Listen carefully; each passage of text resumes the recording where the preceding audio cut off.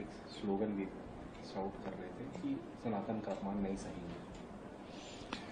ये अत्यंत शर्मनाक और कुछ दिनों से मैं ये महसूस कर रहा हूं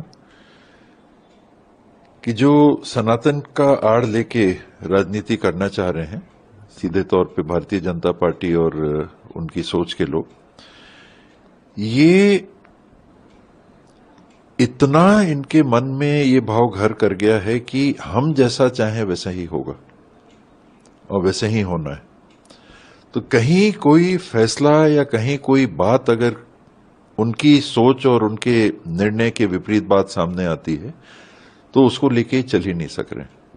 और इस पैमाने पे सुप्रीम कोर्ट के ऊपर इनसे जुड़े हुए लोगों का रुख जो समझ में आ रहा है और जो मैंने बताया कुछ दिनों से जो मैं महसूस कर रहा हूं, वो उसको ही सीधा चुनौती देने का है।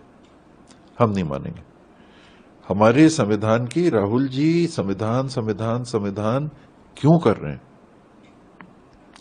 हमारे संविधान की जो व्यवस्था है, ये तीनों जो प्रजातंत्र के हमारे स्तंभ हैं, संविधान के स्तंभ हैं, न्यायपालिका, कार्यपालिका और विधायिकी, एक दूसरे के ऊपर अंकुश बन के रहें तो तानाशाही या कोई अप्रिय स्थिति नहीं हो सकती।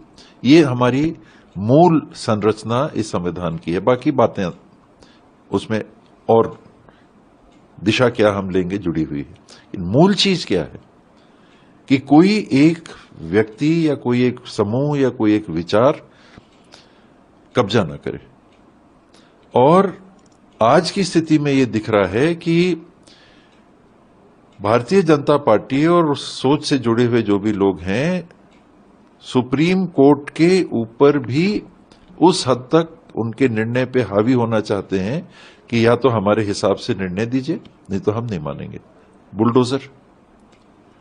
सुप्रीम कोर्ट का स्पष्ट निर्णय है, तुलनात्मक छोटी बात हो सकती है, लेकिन उसको भी सुप्रीम कोर्ट के निर्णय को चुनौती देके काम चलते जा रहा है।